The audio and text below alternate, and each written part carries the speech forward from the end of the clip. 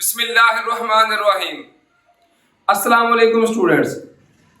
इस उम्मीद के साथ कि अल्लाह ताला के फजलो करम से आप सब खैरियत से होंगे, आज हम एक्सरसाइज 1.1 को स्टार्ट करेंगे। क्वेश्चन नंबर 1 है, नातक और गैर नातक आदाद के तौर पर शिनाख्त करें। 10 पार्ट्स हैं, हमने सिर्फ और सिर्फ ये बताना है कि इनमें से नातक कौन से हैं और गैर नातक कौन से। स्टूडेंट, नातक की अगर डेफिनेशन की बात करें तो वो है ऐसे अल्फाज या ऐसी शक्ल जिसको हम P/Q की शक्ल में जाहिर कर सके। अब इन नंबर्स की बात करें तो आपने ये बात ज़हन नशीन कर लेनी है कि जज़र वाली वैल्यू हो या हमारे पास पाई वाली वैल्यू हो या हमारे पास ई आए, ये तीनों गैर नातक हैं। जज़र, पाई और ई, ये तीनों गैर नातक। उसके अलावा अगर कोई वैल्यू हो जिस तरह पॉइंट में आ रही हो और वो चलती जाए, जैसे ये चल रही है वैल्यू, फिर हमने ये देखना है कि ये काम रिपीट हो रहा है या नहीं। अगर रिपीट नहीं हो रहा तो वो हमारे पास गैर नातक होगी। अगर रिपीट हो रहा है तो फिर वो हमारे पास नातक होगी। चलिए चलते हैं क्वेश्चन नंबर 1 को सॉल्व करने की तरफ। तो ये देखिए, फर्स्ट पार्ट है 2.353535।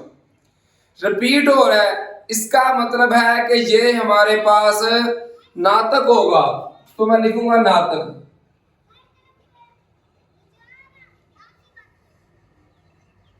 इंग्लिश मीडियम वाले बच्चों के लिए ये इसको कहते हैं रैशनल और इरैशनल। नातक आदाद को रैशनल और गैर नातक को इरैशनल। अब सेकंड पार्ट की बात करें तो ये 0.6 के ऊपर बार है। बार का स्टूडेंट मतलब होता है कि 6 की वैल्यू चलती जा रही है। इसको हम लिख सकते हैं 0.66666, इस तरह चलता ही जा रहा है। अभी पढ़ाया है कि अगर चलता ही जा रहा हो और पीछे वाली वैल्यू रिपीट हो रही हो तो वो भी हमारे पास नातक। तो ये भी हमारे पास आ गया नातक। थर्ड पार्ट की बात करें तो ये देखिए, डार्ट का मतलब है चलता जा रहा है लेकिन पीछे से रिपीट नहीं हो रहा। 2 3 6 0 6 7 सेम नहीं आ रहे, एक सीक्वेंस के साथ नहीं चल रहे, तो ये हमारे पास गैर नातक होगा।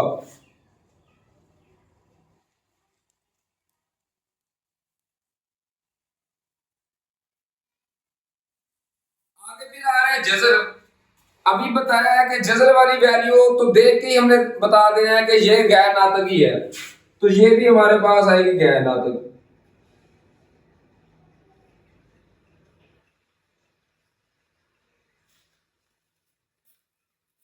पार्ट की बात करें तो बताया है आपको, जज़र वाली वैल्यू हो, ई हो या जज़र हो या पाई हो, तो ये गैर नातक। ये ई आ रहा है, ये भी गैर नातक।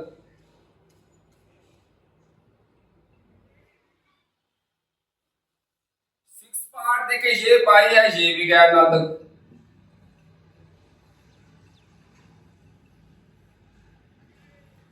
फिर आ रहा है सेवंथ पार्ट। इसमें देखिए तो जज़र वाली वैल्यू आ रही है। पहले बताया कि अगर जज़र वाली वैल्यू होगी तो वो हमारे पास गैर नातक होगा, तो ये भी हमारे पास गैर नातक। और 8 की तरफ देखें आप लोग स्टूडेंट, इसमें भी जज़र वाली वैल्यूज आ रही है, इसका मतलब है ये भी गैर नातक।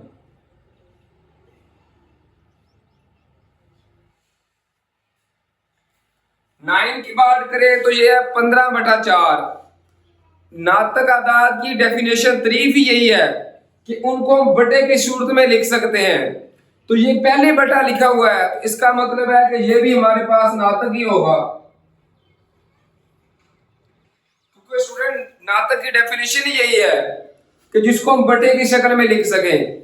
कोई भी जुमला ऐसा हो जो बटे वाला हो तो वो हमारे पास नातक ही होता है, तो ये नातक आ गया।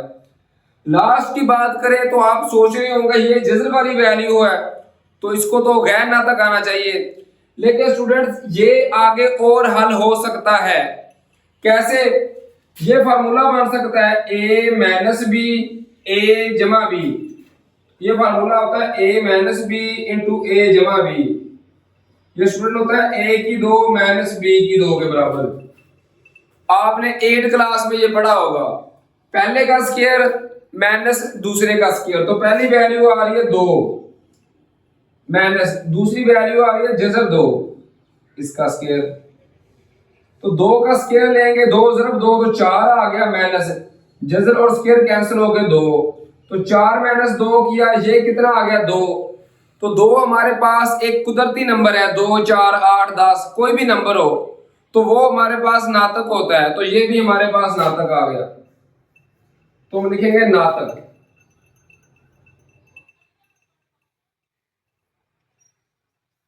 उम्मीद है कि क्वेश्चन नंबर 1 की आपको समझ आ गई होगी। अब चलते हैं क्वेश्चन नंबर 2 की तरफ। इसी तरह अब हम क्वेश्चन नंबर 2 को हल करेंगे। क्वेश्चन नंबर 2 है, अदाद को अददी खिता पर ज़ाहिर करें। अददी खिते का मतलब होता है स्टूडेंट नंबर लाइन लगा देनी है, उस पे ज़ाहिर करना है। टोटल 6 पार्ट है, 2 पार्ट जो जजर वाले हैं वो बिल्कुल सेम टाइप के हैं और जो अगले 4 हैं वो बिल्कुल एक जैसे हैं। पहले 2 जजर वालों की बात करें। अगर जजर वाली वैल्यू आए तो आपने कैलकुलेटर पे सबसे पहले उसका जजर लेना है। जब जजर 2 लिखेंगे कैलकुलेटर पे तो इसका आंसर आता है 1.414 चलता ही आ रहा है। 1.4 के आगे आपने सिर्फ एक हिस्सा लिख लेना है।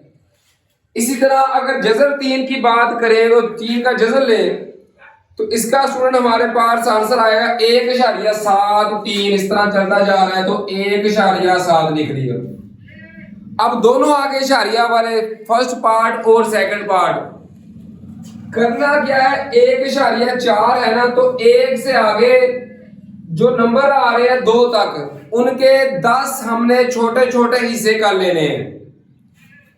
1 से आगे क्योंकि 1.4 है ना, अगर 2 होता तो 2 से अगले फिर हमने 10 हिस्से कर लेने थे। जब भी इशारिया में आएगा तो अगले के हमने 10 हिस्से कर लेने हैं। अब क्या करेंगे, 1 से आगे 10 हिस्से कर लेंगे। ये मैंने 10 हिस्से कर लिए हैं। चौथे पे हमने टिक लगा देनी है, तो ये है चौथा, इस पे हम टिक लगा देंगे, इसको थोड़ा सा बड़ा कर देंगे। इस तरह स्टूडेंट ये हमारे पास आ जाएगा जजर 2 का। आगे सेकंड पार्ट की बात करें तो ये है 1.7। तो 1 से आगे 10 हिस्से बना के 7वें पे हमने टिक कर देना है। 1 से आगे 10 हिस्से बना लिए छोटे छोटे, 7वें पे हमने टिक करना है। तो 1 2 3 4 5 6 7 इस पे ये हमारे पास आ जाएगा जजर 3 का जजर। अगले जो 4 पार्ट हैं वो बिल्कुल सेम टाइप के हैं, तो उनको हल करते हैं, वो भी बिल्कुल इजी हैं। ये सारे आ रहे हैं बटे वाले। हमने करना क्या है, सेंटर में 0 लिख के इस साइड पे जमा वाली वैल्यू, इस साइड पे माइनस वाली वैल्यू। थर्ड पार्ट की बात करें तो ये है 4 सही। स्टूडेंट सही का मतलब होता है कि इतने हिस्से हमने छोड़ देने हैं। 4 सही है तो 4 छोड़कर अगले के, फिर इस पे गौर करेंगे 1/3। 4 छोड़कर फिर अगले के हमने 3 हिस्से बनाने हैं और पहले पे टिक कर देंगे। तो 4 छोड़कर, ये 4 छोड़कर जो बटे के नीचे होगा इतने हिस्से बनाएंगे। तो 1 2 और 3 हिस्से बना लिए, पहले पे टिक कर देंगे। तो ये पहले पे टिक कर दिया, इसको थोड़ा सा बड़ा कर देंगे तो ये आंसर आ जाएगा 4 सही 1/3 का। जो भी सही होगा उतने छोड़ देने हैं। फोर्थ पार्ट की बात करें, -2 सही। इसका मतलब है कि -2 को हमने छोड़कर अगले के हिस्से बनाने हैं। -2 है तो माइनस इस साइड पे आएगा। ये स्टूडेंट आ रहा है -2, इसको छोड़कर अगले के हमने बनाने हैं 7 हिस्से। तो ये देखें 1 2 3 4 5 6 और 7 हिस्से बना लिए। 7 में से पहले हिस्से पे टिक कर लेंगे तो ये है पहला हिस्सा। ये हमारे पास आ जाएगा -2 से ही 1/7। अब बात करेंगे फिफ्थ पार्ट की। इसमें देखें तो कोई हिस्सा सही वाला नहीं आ रहा, ये है 5/8। फोर्थ था -2 से ही, थर्ड पार्ट था फोर्थ से ही, इसमें कोई सही वाला नहीं आ रहा। अगर कोई सही वाला ना हो तो फिर 0 के साथ ही शुरू कर देंगे, कोई हिस्सा नहीं छोड़ेंगे। 5/8 जमा की वैल्यू है तो 0 से उस साइड पे, अगर माइनस होता तो इस साइड पे। 5/8 है, कोई हिस्सा सही वाला नहीं आ रहा तो साथ ही 0 के शुरू कर लेंगे। 8 हिस्से बनाएंगे, पांचवें में से टिक करेंगे तो 8 हिस्से बना रहे हैं। 1 2 3 4 5 6 7 और 8 हिस्से बना लिए। पांचवें पे टिक कर देंगे, ये टिक कर देगा। ये हमारे पास आ गया 5/8 का। लास्ट पार्ट की बात करें तो 2 सही है, इसका मतलब है कि 2 को छोड़ देंगे, 2 को छोड़कर अगले के 4 हिस्से बनाएंगे और तीसरे पे टिक कर लेंगे। 2 को छोड़कर अगले के 4 हिस्से बनाएंगे, 1 2 3 और ये 4 हिस्से बना लिए। ऊपर वाला जो होगा 3 है तो तीसरे पे टिक कर लेंगे, तो 1 2 3 तीसरे पे टिक कर लिए। ये हमारे पास आ गया 2 से ही 3/4। उम्मीद है कि ये ग्राफ वाले नंबर लाइन वाले आपको इजीली समझ आ गए होंगे। अब चलते हैं क्वेश्चन नंबर 3 की तरफ। इसी तरीके से अगर बात करें क्वेश्चन नंबर 3 की तो वो है मतबाली कसूरे इशारिया को P/Q शक्ल में जाहिर करें जबकि P और Q सही अदाद हो और Q एक गैर सिफर अदद हो। इसके 3 पार्ट्स हैं स्टूडेंट्स, तीनों पार्ट बहुत ही आसान है। आप एक पार्ट को अच्छे तरीके से समझ लेंगे तो दूसरे दोनों पार्ट खुद से करने के काबिल हो जाएंगे। हमने करना क्या है, सबसे पहले इनको x के बराबर फर्ज करना है। x के कर लें, y के बराबर फर्ज कर लें, जिस मर्जी वेरिएबल के बराबर फर्ज कर लें, a b c में से। जनरली तौर पर x चलता है तो x के बराबर ही फर्ज कर लेंगे। तो हम लिखेंगे फर्ज किया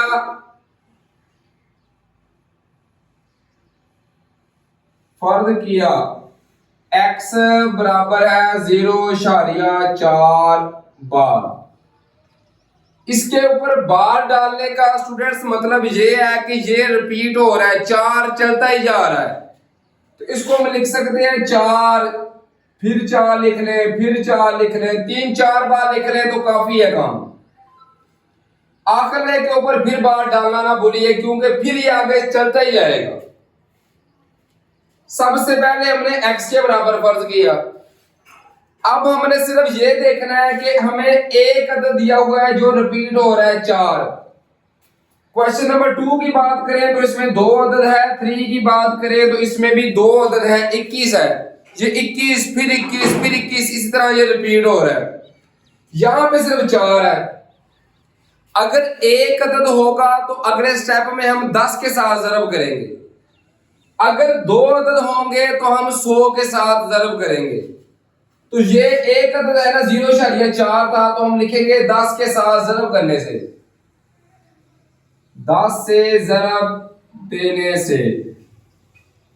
इसके बाद आप सिर्फ कैलकुलेटर उठाएं और ज़रब कर दें। 10 को x के साथ ज़रब करेंगे तो 10x आएगा। 10 को जब इसके साथ ज़रब करेंगे तो ये आएगा 4.444।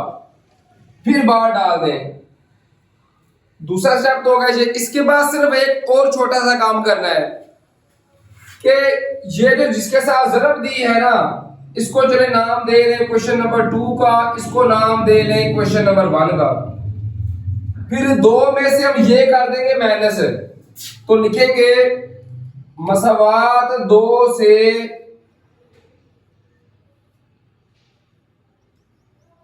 एक तफरीक करने से।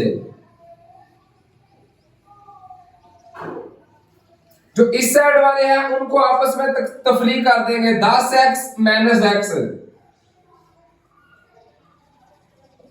दूसरी साइड वाले आपस में 4.444